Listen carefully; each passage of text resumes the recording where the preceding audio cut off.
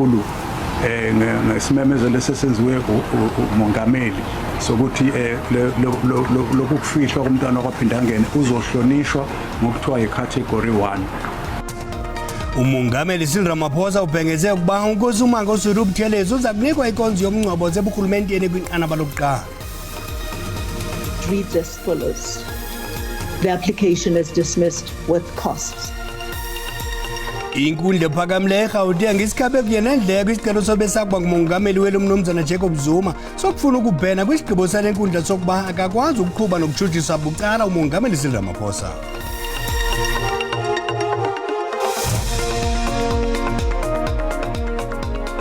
Uwolokohle nkayini intsimbi yokuqala njengenhlala isenzeka kula majelo ye-SABC 1 eDDT Iindaba molweni ekhaya. Umongameli Cyril Ramaphosa ubhengeze ukuba uNkosi uMangosuthu Buthelezi uza kunikwa inkonzo yomngcwabo seburhulumenteni kwinqanaba lokuqala noza kuqhutyelwa uluntu KwaZulu-Natal. Umongameli ukwayalele ukuba zithotywe iiflags kulo lonke ilizwe ukuqala namhlanje njengube sebusuku ngomhla womngcwabo. Kulindeleke ukuba inkonzo yomngcwabo kwaba uButhelezi ibanjwe ngoMgqibelo. Ukanti ngoku siqhagamshelana ngqo nentatheli yethu Simphiwe Makhanye kwikhaya likaMfi Olundi. Kumede siyakwamkela. Khawuthi gqabagqaba usixelele okuqhubekayo apho kwaphindangene. Siyavuya ngibikelela kona kanjalo nombukelo wesindaba ngalesi sikhathi ngisho impela ukuthi ke selokhu kusile abelokhu ethelekile lapha kwaphindangene ke ondini yamaqembu ezombusazwe. Ngikhuluma nawe nje kuhlangene ke ngaphakathi kuleli tende elingemuva kwami abaholi beqembu Economic Freedom Fighters beholwa oliphili kamongameli waleli qembu umnumzane uFloyd Shibambu kanjalo ke nabaholi ke esingathi ke abaqhamuke inhlakeni ezahlukene kohulumeni ngikhuluma ke ngongqongqoshe ekubala kubo umnumzane ke uSihle Zikalala amaphini ongqongqoshe kanye nongqongqoshe ke uThembi Nkandimeng lapha ke futhi esingakubalula ukuthi ke nabo ubuholi beIFP Youth Brigade bufikele ke lapha namhlanje ekseni kuzobhonga emswaneni ukudlulisa ke amazwi enduduzo lapha ke ekhaya kwamntwana kaphindangene. Akushilo ke umnumzane uFloyd Shibambu uthe ke bona njengeqembu EFF basebenze kahle kakhulu nomntwana kwaphindangene ikakhulukazi ke phela eParliament likazwelonke uze wachaza ke futhi ngokuhlala ukuthi bebehlala ke maduzane ndawonye futhi uthi ke kuningi abakufundele kumntwana kwaphindangene njengosopolitiki kanjalo ke futhi ngathi ke ezinye zezinto ke umntwana kaphindangene abekholela kuzona sekuzoba semahlombe ke abaholi beIFP abasele njengamanje uqinisekisa ukuthi ke umlando wakhe kule yonkolelo yezimbusazwe ayishabalali njengamanje ke ake ngithi ukusuka kancane nje siyavuya esithombeni ngicele ke uza kwethu uRay wakwaMbhele atshengise umbukeli ekhaya ukuthi kuqhubeka kanjani ke lapha kule nkonzo elokhu ibanjwe njalo ke amaqembu ezombusazwe alokho ethelekile lapha ke ekhaya kwaphindangene ondini lokhu ke kwenzeke siyavuya kusukela ke sathola zona izindaba zokudlula noma sithi ke zokukhothama umntwana wakwaphindangene namhlanje ke kusaqhubeka abaholi ekusalende ke ukuthi ke bafike futhi lapha emagcekeni kwaphindangene ngikhuluma ke ngomholi weqembu iDemocratic Alliance umnumzana uJohn Steenhuisen ehola ke amalungu eParliament abaqhamuka kuleli qembu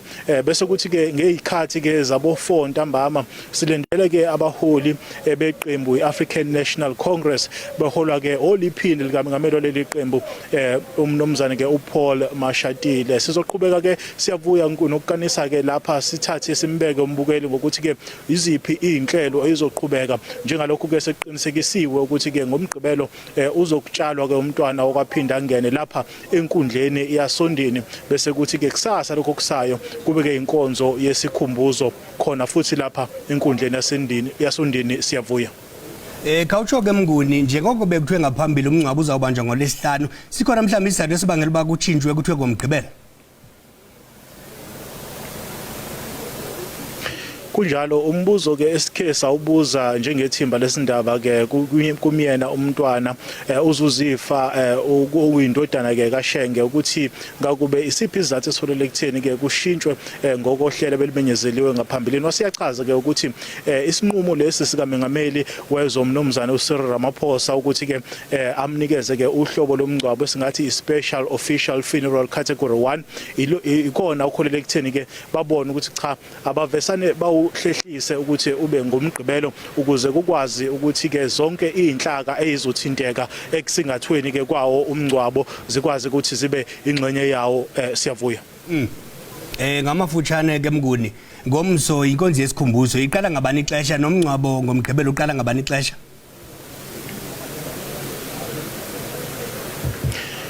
Uma nje libombana ihora lesishaka lolunye kusasa ekseni u9 o'clock izoqala ke inkonzo yesikhumbuzo lapha enkundleni yasondini, nalapho kuthiwe ke khona wonke umuntu uvumelekile ukuthi ayithamele lenkonzo yesikhumbuzo. Kanjalo ke futhi nawo lomngcwabo uzokhumbula phela ukuthi ke umntwana okwaphinda ngene uhlonishwa kakhulu lapha endaweni yaKwaZulu Natal ke nasezweni ke lonkana. Sike sakhuluma ke namalungu omphakathi nje akhele le ndawo yasondini ukuzwa eyawo imbono ngokukhothama komntwana kaphinda ngene, asho ukuthi cha aqhemeke engeqiwa ntwala ngoba umntwana kaphinda ngene ubengena nje usopolitiki kuphela, kepha ubephinde abe bambe iqhaza elimqoka uma ngabe kuziwa ke eindabeni zobukhosi bakwaZulu. Ngizokhumbula phela ukuthi ke ube ngundunankulu wesizwe samaZulu. Lo msebenzi ke asewenze cishe iminyaka esingathi engaphezulu kwengamashumi ke ayisikhombisa eksona ke lesi sikhundla, njengoba ke eze ekhothama nje kulomgqibelo esiphuma kona. Siyavuya. Shoshube komnguni nangokuhlwa ke sawujonga leyo intatheli yethu Simphiwe Makhanya isasaza ngqo ikwaphinda ngene olundi. Inkundla phakamle eGauteng isikhabe kunye nendleko isicelo sobesa kuba ngumongameli welu umnumzana Jacob Zuma sokufuna ukubhena kwisigqibo selenkundla sokuba akakwazi ukuqhuba nokutshutshisa bucala umongameli Cyril Ramaphosa. Ngaphambili ijaji zalenkundla zibekele bucala ilinge likamnumzana Zuma lokufuna ukutshutshisa umongameli Ramaphosa bucala. Lo mba umalunga nesityholo sikamnumzana Zuma kakumongameli sokuba makabekwe ityala lokuphula umthetho emva kokuphanza ukuphanda umtshutshisi uadvocate Billy Downer ngokuthubeleza iinkcukacha zakhe zezempilo anikezele kwityala lakhe elingesivumelwano sentengo yezixhobo. This matter is set down for judgment this morning.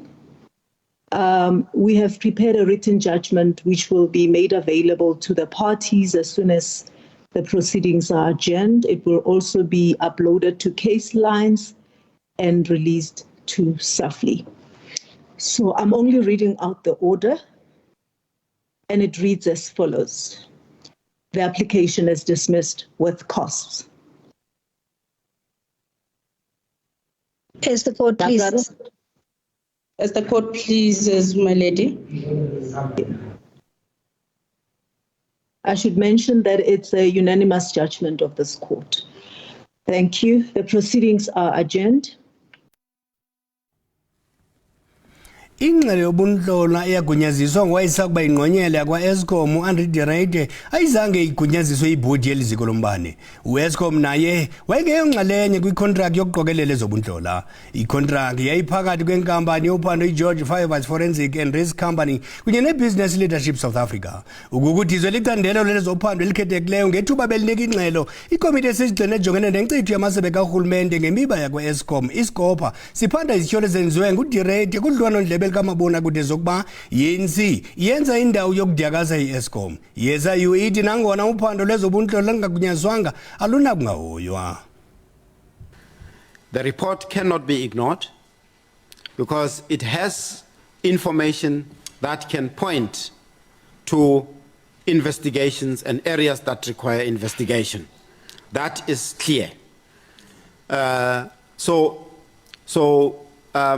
where we sit, the unauthorized nature of it has to be dealt with separately, and the usefulness of the report in as far as enhancing or enabling the investigation has to be treated separately. And we have seen that it does contain information that can be useful. Kwalapha ezindabeni amaxhoba omlilo kumbindi wesixeko saseGauteng afuna ukwazi ukuba aza kulinda kude kube nini ukuze urhulumente awanike izindlu, kodwa masithuba umntwana evenkileni kuqala. Sinamkela kwakhona kwindaba zelijelo yakwazi ukubukela kwakhona ezindaba kwijelo leYouTube uthi SABC Iindaba zesiXhosa. Kwinqaku lokuqala sithe umongameli Cyril Ramaphosa ubhengeze ukuba Nkosi Mangosuthu Buthelezi uza kunikwa inkonzo yomngcwabo seburhulumenteni kwinqanaba lokuqala noza kuqhutyelwa uluntu KwaZulu Natal.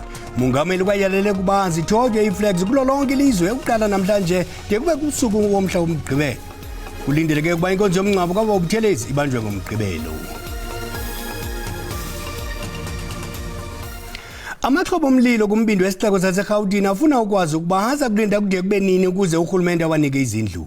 Oku ngelixa kunzima kwamanye ukuphila kwindawo zesingxungxo azinikwe ngumasipala waseGauteng. Amanye lamaxhoba akhalela ukungafumani ukutya rhoqo kunye nokungakwazi ukuzihambela de kube sebusuku ngokodwa xa iphangela. Umphathiswa wobambiswano ngolawulo eGauteng uMnumzana Mzikhumalo utyelele amaxhoba asinda kulo mlilo. Ubomi bunzima kubantu abasindileyo kumlilo owenzeke eMarshalltown. Abaninzi bahlukaniswe neentsapho zabo, bahlaliswa kwizindlu ezigcina abantu abangenamakhaya. Bafuna urhulumente abonelele ngezindlu zokuhlala. Sacela ukuthi na asisize ngendawo zokuhlala ngokuthi mhlawumbe asixhase ngama-RDP. Ngoba nje esihleli kanje na mina ngihleli kanje nginomama wengane kanye nengane futhi ngade ngihlala nayo endlini.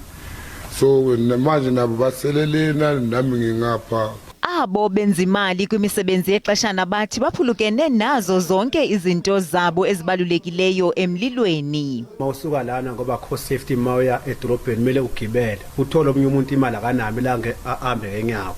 Emawuthi yabheka inkunzi ibhilitile akekho safety lo muntu lo. Urhulumente wephondo undwendwele indawo zokuhlala ezahlukeneyo ukubonelela abo baphulukene nayo yonke into ngezinto ezibalulekileyo. On the basis of the principle, we are going to look at that so that those who are able to rent can be able to rent. So the human settlement together with Johannesburg municipalities are going to look at that. Ukwaqinisekisa ngeenzame zonxibelelwano kwabo bangonwabanga abasinde emlilweni. Owasetyhini waseKuruma nemhlakolo nongaboniyo kakuhle ohlala kwindlu yodaka uxhamle kwindlu yakhiwe ngamabanjwa avalelwe kumaziko oluleko emhlakoloni. Ngowesithathu ukuxhamla kwelinyathelo lesebe lezoluleko njengenxalenye yenzame zalo zokusebenzisa abasebenzi abakhoyo kumaziko oluleko ukuphucula ubomi bamebili. Abakhululwa ngenqawule namabanjwa bonke bancedile ukunika uMaria Mudale ikhaya. Lo osele sidlu mhlala phansi wayehlala kule ndlu yodaka enegumbi elinye nonyana wakhe omdala ubomi bakhe bonke. Intombi yakhe uKyaliburha Mudale uthi umama wakhe ubulela kakhulu ngekhaya lakhe litsha negadi eyenziwe ngamabanjwa. Uthi ubulela inkosi yabo ngokuvumela iziko loluleko namabanjwa athe akha indlu mama wakhe. Umphathiswa wezobulungisa uRonald Lamula uthi elinyathelo lingahamba indlela ende ekutshintsheni imbono malunga namabanjwa. If we all work together, the government, the private sector, civil society, sports associations, community and society, there is nothing that can beat us. Elinye ibanjwa eliseseluvalelweni lithi liyazinca ngokubandakanyeka kulo msebenzi. Uthi kunzima ukuba ngaphaya kwezisele wonwabile ukubandakanyeka koku kwenza nexesha likhawuleze kunokuhlala ejele. Umndekazi unayo nefenitshala epheleleyo nequla. Ngoku masitaphula amaqabantshintshi ezithe zaqaqamba ngapha kwemidayeli.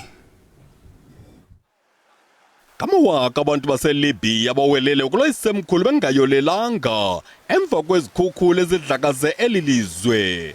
Kuqaphuke amadama yabubutyobo kwimizi engqongileyo. Qakatha qelele kwisiqithi saseHawaii. Kuqhambuke intabamlilo yodaka olutshisayo yatshabalalisa kwanto ephambi kwayo. Kusenjalo inyikima idlakaze ilizwe laseMorocco yonakalisa iziseko zophuhliso, izindlu nemigwaqo. Le nyikima ikumlinganiselo we-7.0 kwiskali seRichter. Urhulumente waseMorocco ubekele bucala iintsuku ezintathu zokuzilela amaxhoba ale njikitya. Xa siqwela ingqokoqo, amaRussia abulela amawabo emva kokuba inqwelomoya ebisuka eSochi ilibangise eOmsk ichophe buphuthuputhu kwintshona yaseSiberia eNovosibirsk. Babhunce bonke bengenawo nomrhwelo abantu abalikhulu namashumi amahlanu anethoba 159 ngolamaRhanuka onqololo. Ukade njengesiqhelo sinaye umakhwekhethe wenyathelo ezobuchwepheshe uSandile Hlangano ozawukha sixelele ngokuphambili kumaqonga onxibelelwano. Sandile siyakwamkela. Into netrendayo umqadi. So iSantaco yase Eastern Cape ibhengezile okokuba izawusebenzisa lento kuthiwa i-cashless payment. Ngamanye amagama iyawuthetha ukuthi lonto leyo if wena ngumkhweli weteksi okanye uhambisa abantwana bakho ngepublic transport kwiphondo lase Eastern Cape abazobhatala ngemali koko bazawubhatala ngekhadi abazawuliswipe kulo mtshini uzawube useteksini ngelo xesha. Into ebangela uba mayitrende ke lento kukuba abantu abaninzi bathi izawusebenza lento kwaye licebo elihle kuba abantwana okanye abantu baphathe imali njengoko ubugebenga busanda. Kodwa ke abantu abaninzi abayigxekayo bathi eneneni ke ibiyenzekile apha eGauteng ayikhange isebenze. So bayazibuza uba yintoni ezawubangela uba mayisebenze kwiphondo lase Eastern Cape. Okwesibini ke sizawuyazi ke siyibonile singabantu abaninzi ku Twitter uTrevor Noah uyatweeta uyatrenda. Into ebangela uba makatrende kukuba kuthiwa ke uzawubhatalwa imali engange 33 million exactly Department of Tourism. Abantu abaninzi bathi urhulumente uyithatha phi le mali. Uyidefendile ke lonto leyo uminister uDilila esithi ayizophuma le mali kurhulumente koko izawuphuma kwi-private sector. Abantu abaninzi bathi ke abantu bayakhalaza kuba inguTrevor Noah not necessarily ukuthi kuba izawubhatalwa imali engako. Kwesithathu nokugqibela ke sizawuyazi okanye sawukhumbula okokuba iZimbabwe bisandawuya kwi-elections umnangagwa ke kuthiwa ke kuvakala into yokokuba uchonge unyana wakhe njenge-deputy minister ye-finance wachonga nomtshana wakhe. So abantu abaninzi bayayikhalazela ke loo nto bathi njani yenzeke loo nto leyo ukuthi uthathe ifamily yakho uyithathe uyifake kwicabinet yakho. Iyiphi ke mqadi video ebuke kakhulu kule mizuzu ingama-24 edluleyo? Ivideo abayibukela kakhulu abantu nabayisherayo nabayilikeayo yivideo ye-unemployed doctors bekhalaza besithi abaqesheki. So bayacela ke kurhulumente okokuba makabacreatele imisebenzi bazokwazi uqesheka. Abhula amathambo njengesiqhelo intoni amanqaku abanowajonga ababukile? I-load shedding bejongile nje abantu bathi xa bethetha kwi-social media iya isiba worse. So maselijonge elinqaku ngoba siku-stage 6 ngoku ngakumbi apha eRhawutini. Ithetha ukuthi loo nto leyo ke endaweni uba mayiphele load shedding bathi abantu abaninzi urhulumente uyoyisakala ile load shedding. Zininzi ke izinto abazenzayo abantu ngakumbi ii-organizations ezingathathi ntweni ukuchallenge le nto le load shedding ezi-courts okanye ezinkundleni zase-South Africa. Nangamso mqadi Shotshubeko. Sihlabele Mgama isebe lezempilo eLimpopo lithi liceba ukuthenga inqwelo zezigulane ezintsha ezingaphezulu kuma-500 ukunceda ukuphuhlisa ixesha leenkqubo zikaxakeka. Ziliqela iambulensi ezinikezelwe kubasebenzi bezempilo nabeenkonzo zikaxakeka kwizikhululo ezahlukeneyo kweli phondo.